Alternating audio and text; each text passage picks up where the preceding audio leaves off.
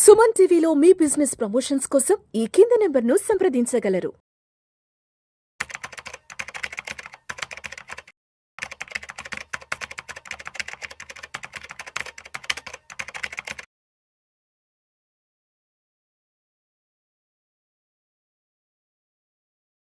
సత్యన్ గారు నమస్తే సార్. నమస్తే.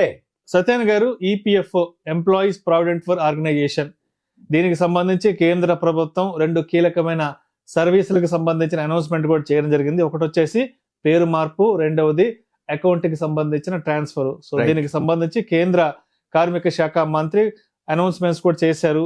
ఏంటా కొత్త అనౌన్స్మెంట్స్? అసలు ఈపీఎఫ్ఓ వాళ్ళకు దేశంలో ప్రతి వాళ్ళు ఈపీఎఫ్ఓ అంటే స్టేట్ కానీ సెంట్రల్ కానీ చిన్న ఉద్యోగి కానీ పెద్ద ఉద్యోగి కానీ ప్రావిడెంట్ ఫండ్ లేకుండా ఉండే క్వశ్చన్ లేదు. ప్రావిడెంట్ ఫండ్ ఉండు అంటే జాబ్లో జాయిన్ కాగానే ప్రైవేట్ ఆర్గనైజేషన్ కానీ గవర్నమెంట్ ఆర్గనైజేషన్ కానీ చిన్న కంపెనీ కానీ పెద్ద కంపెనీ కానీ జాయిన్ అవ్వగానే ప్రావిడెంట్ ఫండ్ అకౌంట్ ఓపెన్ చేయాలి. మళ్ళీ కొంత అమౌంట్ షేరింగ్ ఉంటుంది, అంటే మేనేజ్మెంట్ కొంత, యాజమాన్యం వీళ్ళు కొంత, అది జమ అవుతూ ఉంటుంది. దాని మీద ఇంట్రెస్ట్ రావడం జరుగుతుంది. ఇదంతా జనరల్ కామన్. కాకపోతే ఎక్కువ శాతం దీని మీద చాలామందికి అపోహలు ఉన్నాయి. ఎందుకు?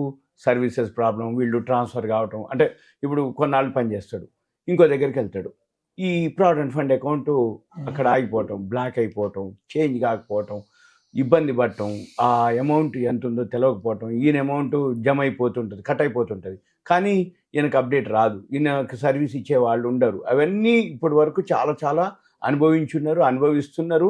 ఈ ఉన్నటువంటి ఏదైతే ఉంటుందో ఒకటే ఉంటుంది పెద్ద ఆఫీసు. ఇక్కడ హైదరాబాద్కి వచ్చేటప్పుడు బర్కత్పుర, అప్పుడు తెలంగాణ ఆంధ్రప్రదేశ్ రెండింటికి కలిపితే కూడా ఒకటే ఉంది ప్రావిడెంట్ ఫండ్ ఆఫీసు. ఈ బర్కత్పురాలో ఏదైతే ఉందో హైదరాబాద్లో ప్రతి వాళ్ళు ఏదైనా ఉంది అంటే బర్కత్పుర ఆఫీస్కి వెళ్ళాల్సిందే. ఇప్పుడు ఆంధ్రప్రదేశ్ విడిపోయినాక ఆంధ్రప్రదేశ్ వాళ్ళకి నాకు ఐడియా లేదు, మళ్ళీ విజయవాడ ఉందో అమరావతి గుంటూరు ఎక్కడ ఉందో ఐడియా లేదు నాకు. ఓకే, కానీ చెక్ చేసుకోవచ్చు, అక్కడెక్కడో ఒక ప్రావిడెంట్ ఫండ్ ఆఫీస్ ఉంటుంది. అయితే ఉన్న ఆఫీసు టైమింగ్స్ ఉన్న ఆఫీస్ వాళ్ళు సర్వీస్ ఇవ్వలేరు. ఎందుకోసం అంటే ఇక్కడున్న వాళ్ళకి వీలవుతుంది, మొత్తం ఆంధ్రప్రదేశ్కి అంటే అప్పట్లో తెలంగాణ ఆంధ్రప్రదేశ్ మొత్తం అంటే ఏ స్టేట్లో ఎక్కడ ఏ విలేజ్లో ఉన్నా ఏం జరిగినా బర్కత్పుర హైదరాబాద్ రావాల్సిందే. బర్కత్పుర హైదరాబాద్ వస్తే ఏం జరుగుద్ది? లీవ్లో ఉండొచ్చు, ఆ సెక్షన్ వాళ్ళు టైంకి ఎప్పుడు కిటకిటలాడుతూ ఉంటుంది. కరెక్ట్. అంటే ఏమవుతుంది, నీకు సర్వీస్ దొరకకపోయేది. మళ్ళీ ఇక్కడ ఉండాలి అంటే నాన్ లోకల్ వాళ్ళకి అకామిడేషన్ అనుకోండి, ఫుడ్ అనుకోండి, ఖర్చుతో కూడుకునే వ్యవహారం, అవన్నీ లేకుండా ఇప్పుడు ఇది చాలా చాలా ఉన్నటువంటి బెనిఫిట్ అయ్యేటటువంటి అది ఏందో చూద్దాం. ఈ ఏదైతే ఉద్యోగ భవిష్య నిధి సంస్థ ఈపీఎఫ్ఓ వాళ్ళు ఒక నిర్ణయం తీసుకోవడం జరిగింది. దీంట్లో ఎవరైతే పిఎఫ్లో ఉన్న వాళ్ళ యొక్క చందాదారులు అంటారు వాళ్ళ యొక్క పేరు కానీ డేట్ ఆఫ్ బర్త్ కానీ ఏవైతే మాడిఫికేషన్స్ ఏం జరుగుద్ది అంటే ఒక్కోసారి ప్రూఫ్ లేకపోతే ఏదో డేటు ఎంటర్ చేయటం, తర్వాత అవి ఒరిజినల్స్ పెట్టేటప్పటికి ఇవన్నీ మొదట్లో ఏం తెలియదు, కానీ క్లెయిమ్స్ విషయంలో కానీ ఏదైనా జరిగినప్పుడు ఈ డేట్ ఆఫ్ బర్త్లు కానీ అవన్నీ జరిగి ఆగిపోతాయి అనమాట, పెండింగ్ పడుతూ ఉంటాయి. అవన్నీ ప్రాబ్లమ్ సాల్వ్ చేయటం కోసం ఇప్పుడు ఈ సేవల్ని తీసుకురావడం జరిగింది. అయితే యజమాని అంటే ఎంప్లాయర్ కానీ లేకపోతే ఈపీఎఫ్ఓ ఆమోదం లేకుండా, అంటే ఏంది, అప్పుడు ఏదైనా చేంజ్ చేయాలంటే మేనేజ్మెంట్ ఎంప్లాయర్ ఆమోదం కానీ ఈపీఎఫ్ ఆఫీసు ఆమోదంతో జరిగేది. అదంతా ఏంది, పెద్ద ప్రాసెస్ జరిగేది. కానీ ఇప్పుడు అవన్నీ లేకుండా ఆన్లైన్లోనే మనము మార్చుకునే వీలు కల్పించారు. ఏది ఇప్పుడు ప్రజెంట్ మనం చెప్పేటటువంటి ఈ సర్వీసెస్. అయితే వీటిలో ఏంటంటే ఈ కేవైసీ పూర్తి చేయగానే మన యొక్క ఈపీఎఫ్ ఖాతా ఏదైతే ఉందో మన యజమాని జోక్యం లేకుండానే మనం ట్రాన్స్ఫర్ కూడా చేసుకోవచ్చు. అంటే సపోజ్ మనం అంతకుముందు ఎక్కడో పనిచేసి ఉంటాడు, ఇప్పుడు ఇంకో దగ్గరికి వెళ్ళి ఉంటాడు, వెళ్ళినప్పుడు ఏమవుతుంది, మరి అక్కడ అమౌంట్ బ్లాక్ అయిపోద్ది, ఆ అమౌంట్ ఇక్కడికి మనం ట్రాన్స్ఫర్ చేసుకునే ఫెసిలిటీ అనమాట. అంటే ఎవరైతే ఈ వీడియో వింటున్నారో ఒకవేళ ఎవరైతే ట్రాన్స్ఫర్ కానీ జాబ్ మారినా కానీ ఇంకేదైనా జరిగినప్పుడు మార్చుకోవటానికి. అయితే ఇదంతా కూడా ఎవరైతే కేంద్ర కార్మిక శాఖ మంత్రి మన్సుఖ్ మాండవీయ గారు శనివారం నాడు ఈ రెండు సర్వీసెస్ని ప్రారంభించటం. ఒకటేంటి, మేనేజ్మెంట్ ఏం లేకుండా మనంతా ఏదైనా మారినప్పుడు కూడా మార్చుకోవడానికి అవకాశం ఉండేటట్టు. అయితే ఎవరైతే వాళ్ళ యొక్క పర్సనల్ డీటెయిల్స్ ఉంటాయి, అంటే ఒకవేళ డేట్ ఆఫ్ బర్త్, పేరు, ఏజ్, ఎడ్యుకేషను, లేకపోతే తల్లి తండ్రి, లేకపోతే మ్యారీడు, అన్మ్యారీడు, అప్పుడు చేసినప్పుడు సింగిల్ ఉంటాడు, తర్వాత మ్యారేజ్ అయి ఉంటుంది, ఇవన్నీ కూడా లేకపోతే నామినీ ఉంటారు, అంతకుముందు పెళ్లి కాలేదు, ఇప్పుడు మ్యారేజ్ అయిన తర్వాత భార్య భర్త ఇట్లా వీళ్ళందరూ, లేకపోతే డేట్ ఆఫ్ జాయినింగ్, ఇప్పుడు జాబ్ మారినప్పుడు డేట్ ఆఫ్ జాయినింగ్, ఇవన్నీ కూడా చేంజెస్ ఉంటాయి. ఇవన్నీ కూడా డీటెయిల్స్ ఏవైతే ఉన్నాయో జనరల్గా తప్పులు జరుగుతూ ఉంటాయి అక్కడ, ఏది ఆ టైంలో వీళ్ళకి తెలియకుండా. కాబట్టి వీళ్ళు ఎవరైతే చూస్తున్నారో వాళ్ళు ఆ వెబ్సైట్లోకి వెళ్ళి వాళ్ళు చెక్ చేసుకొని వాళ్ళన్నీ కరెక్ట్ ఉన్నాయా లేవా చూసుకొని, కరెక్ట్ ఉంటే ఓకే, కరెక్ట్ లేకపోతే మాడిఫై చేసుకోవచ్చు. ఇప్పుడు ప్రజెంట్ ఈ ఫెసిలిటీస్ ద్వారా వీటిని ఇప్పుడు అనమాట. అంటే ప్రతిసారి మేనేజ్మెంట్ వాళ్ళు చెప్పి వాళ్ళే చేయాలి, వాళ్ళ పర్మిషన్ అంటే అయ్యేది కాదు. అది లేదు, పిఎఫ్ ఆఫీస్ వాళ్ళే చేయాలి, అది అయ్యే పని కాదు. అందుకని మనమే మన డీటెయిల్స్ మనమే చెక్ చేసుకొని మనమే అప్డేట్ చేసుకునే అవకాశం. ఇదంతా కూడా 2017 అక్టోబర్ 1 తర్వాత ఎవరైతే ఈ యూఏఎన్ చందాదారులు అంటారు, వీళ్ళు ఈ కొత్త ఫెసిలిటీస్ని ఉపయోగించుకోవచ్చు అని అనమాట. ఎవరైతే ఈ చేంజెస్ డీటెయిల్స్ ఏవైతే మార్చుకోదలుచుకున్నారో ఇటువంటి వాటికి ఎలాంటి సపోర్టింగ్ డాక్యుమెంట్స్ అవసరం లేదు అని చెప్పడం కూడా జరిగింది. అయితే 2017 అక్టోబర్ 1 కంటే ముందు ఎవరైతే ఇందులో జాయిన్ అయిన వాళ్ళు ఉన్నారో వాళ్ళందరూ కూడా ఈపీఎఫ్ ఆమోదం అవసరం లేకుండా కూడా యాజమాన్యం కూడా మేనేజ్మెంట్ కూడా ఈ మార్పులు వాళ్ళు చేసుకోవచ్చు, చేయొచ్చు అనేది చెప్పడం అనమాట. అయితే వీటికి సంబంధించిన ఏదైతే డాక్యుమెంట్ సపోర్టింగ్ డాక్యుమెంట్స్ ఏవైతే ఉన్నాయో అవి కూడా తగ్గించినట్లుగా చెప్పడం జరిగింది.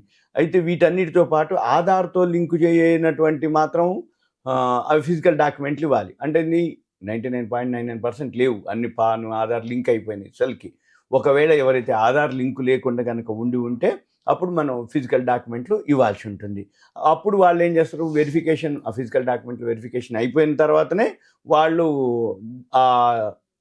పర్మిషన్ ఆమోదం చేయాల్సి ఉంటుంది అనమాట. అయితే ప్రజెంట్ మాత్రం ఇప్పుడు ఏవైతే కంపెనీలు ఉన్నాయో వాళ్ళు ఎంప్లాయీ జాయిన్ కాగానే వాళ్ళ యొక్క మ్యారేజు, ఎడ్యుకేషను, ఆ యొక్క వివరాలన్నీ కూడా ఎంటర్ చేసేటప్పుడు కొన్ని తప్పులు జరుగుతూ ఉంటాయి. ఈ తప్పుల్ని కరెక్షన్ చేయడానికి ఆన్లైన్లో రిక్వెస్ట్ పెట్టాలన్నమాట. వీళ్ళు ఈ రిక్వెస్ట్ పెడితే వాళ్ళంతా రిక్వెస్ట్ పెట్టిన తర్వాత రిక్వెస్ట్ చేసిన తర్వాత ఈపీఎఫ్ఓ వాళ్ళు ఆమోదం మళ్ళీ వాళ్ళు కోసం అంటే వీళ్ళు కరెక్షన్ చేసి రిక్వెస్ట్ పెడితే ఈపీఎఫ్ఓ వాళ్ళు ఆమోదం పెడితే ఇదంతా కూడా జాయింట్ డిక్లరేషన్ అంటారు అనమాట. ఇదంతా కూడా ఒక్క 2024-25లోనే 8 లక్షల రిక్వెస్ట్లు వచ్చినాయి ఇట్లాంటి. అయితే ఈ 8 లక్షల రిక్వెస్ట్లు అన్నీ కూడా అంటే తెలియపరచడం అంటే అంతమంది ఇబ్బంది పడుతున్నారు చేంజెస్ కోసం. ఈ నిర్ణయంతో 45% మందికి ఇమీడియట్గా ఫ్రీ అయిపోతారు. అంటే వీళ్ళే ఆ వెబ్సైట్లోకి వెళ్తారు, వాళ్ళ తప్పులన్నీ మేనేజ్మెంట్ ఈపీఎఫ్ఓ పర్మిషన్ లేకుండానే మార్చుకోవచ్చు అనేది అనమాట ఇప్పుడు. అయితే దీంతో పాటు ఒక 50% కరెక్షన్లు అన్నీ కూడా ఇక్కడ మేనేజ్మెంట్ దగ్గరే క్లియర్ అయిపోతాయి. ఇది రానున్న రోజుల్లో ఎవరైతే సభ్యులు కానీ అభ్యర్థులు కానీ చందాదారులు ఉన్నారో వాళ్ళ యొక్క అన్ని పెండింగ్లో కనుక మేనేజ్మెంట్ పెండింగ్లో ఉంటే వాళ్ళు ఈ పాతదంతా డిలీట్ చేసి కొత్త యాప్ ద్వారా కొత్త దాంట్లో ఆటోమేటిక్గా ఈ ఫెసిలిటీస్ని ఉపయోగించుకోవటం అని కూడా చెప్పేయడం జరిగింది. ఇకపోతే ఉద్యోగం మారినప్పుడు ఈపీఎఫ్ అకౌంట్ అసలు సులభంగా ట్రాన్స్ఫర్ చేసుకోవచ్చు. అంటే అక్కడి నుంచి ఇక్కడికి. అయితే ఈ కేవైసీ పూర్తి చేస్తే ఎవరైతే చందాదారులు ఉన్నారో వాళ్ళు డైరెక్ట్గా ఆధార్ ఓటీపీ ఎంటర్ చేస్తే మేనేజ్మెంట్ జోక్యం లేకుండానే వీళ్ళే ఆ అకౌంట్ని వీళ్ళకు ట్రాన్స్ఫర్ చేసుకోవచ్చు. అది మెయిన్ బెనిఫిట్ అనమాట. అయితే ఎవరైతే ట్రాన్స్ఫర్ రిక్వెస్ట్ అయితే ఇప్పటి వరకు అప్పుడేమేదంటే వాళ్ళ దగ్గరే ఉండేది రిక్వెస్ట్ పెట్టేది, వాళ్ళు ఏం చేస్తారు, ఇక చూస్తాం చేస్తాం పంపిస్తాం అని పెండింగ్లో ఉండేది. ఇటువంటి అన్నీ ఇప్పుడు అవసరం అనుకుంటే అందులో డిలీట్ చేయటం, మళ్ళీ ఫ్రెష్గా వీళ్ళంతటా వీళ్ళే ట్రాన్స్ఫర్ పెట్టేసుకుంటే సింపుల్గా అయిపోతుంది. ఇదంతా కూడా అంతకుముందు 12-13 రోజులు ఏది ఈపీఎఫ్ అకౌంట్ ట్రాన్స్ఫర్కి. ఈ నిర్ణయంతో అదంతా టైము ఫ్రేమ్ తగ్గిపోద్ది. అంటే 12-13 రోజులు ఏమి లేకుండా ఇదంతా ఏంది బ్యాంకింగ్ వ్యవస్థతోటి సమానంగా ఈపీఎఫ్ఓ కూడా సేవలు అందించడమే లక్ష్యం అని. అంటే ఏంటి, బ్యాంకింగ్ సర్వీసులు ఎట్లంటే ఫాస్ట్గా ఉంటాయి, అలానే ఈపీఎఫ్ఓ ఇప్పటివరకు అటువంటి సర్వీసెస్ లేవు. అలానే మేము కూడా ఈపీఎఫ్ఓని తీసుకురావాలి అని ఆయన చెప్పడం జరిగింది. ఈ సర్వీసెస్ అందించడం కోసమే అనేక చర్యలు ఈపీఎఫ్ఓలో చేపడుతున్నట్టుగా మంత్రి గారు వివరించడం జరిగింది. ఇది సింపుల్గా ఈపీఎఫ్ఓకి.